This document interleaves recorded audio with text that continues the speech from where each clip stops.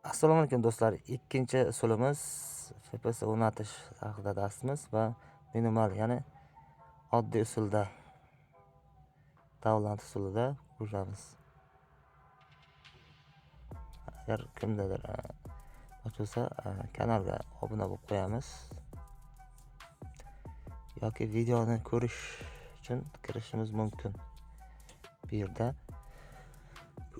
ko'radi, ko'rmaganlar o'tkazib o'zi qilishi mumkin. Bu yerda Go Done tugmasini bosamiz. Bu yerda shu modelingiz bo'yicha skachat bo'ladi. 1 daqiqaga kutamiz. Yana 100% bo'lishi shart. Do'stlar, mana kutyapmiz, 100% bo'lmoqda.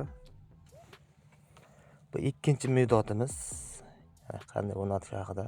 Downloader fayli. Downloader fayldan yuklab oldik. Xo'sh, endi chiqamiz do'stlar. Endi bu faylni Gamepatch'da mana TXFL Manager deb yozamiz. Play Marketda bor bu dastur. Bu zo'r dastur, ya'ni Zarchiverda, BTG Managerda o'rnini bosadi va yaxshi dastur. Men shundan foydalanyapman. Bunda mod data dasturlar yaxshi ko'rinadi, chiqadi. Shuning uchun kiramiz. Bu yerda shu zukiga ulaymiz do'stlar, shu zukiga ulashimiz shart. Nasa ishlamaydi. Rod qilishni o'zlaringiz bilasizlar, ko'rsatib o'tirmadim. Vaqtim ham yetmaydi. Xo'sh, qaranglar. Download faylga tushadi. Download fayldan bu yerda mana qarang, Gamepatch 4426 mana shu eng oxir 56 skachat bo'ladi. Shuni biz kopirovat qilamiz. Kapu tugmasini bosamiz va bu yerda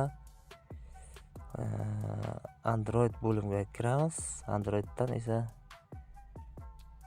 data chizgan data bo'limiga kiramiz. Data bo'limidan esa biz PUBG Mobile bo'limini tortishimiz kerak. TenSig, ya'ni shu bo'limni izlab topamiz.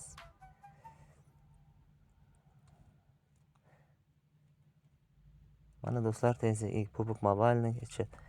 Va Filis dastur bosamiz, Shadow Extra bosamiz. Yana Shadow Extra Save it va bu yerdan qaranglar, Pax bo'limi topamiz. Pax bo'limiga paste degan joyda bosamiz. Ana shu o'rtada tugmani bosamiz va kopirat qilamiz. Do'stlar, mana shu kopirat qildi. Endi bemalol o'yinga kirib o'ynashingiz mumkin va agar shu o'yinga kirganda ham 90 FPS ga bosib, yana Open tugmasini bosib qo'yamiz. Do'stlar, e'tiboringiz uchun rahmat. Siz bilan har doimgidek sayzlagan omon bo'ling.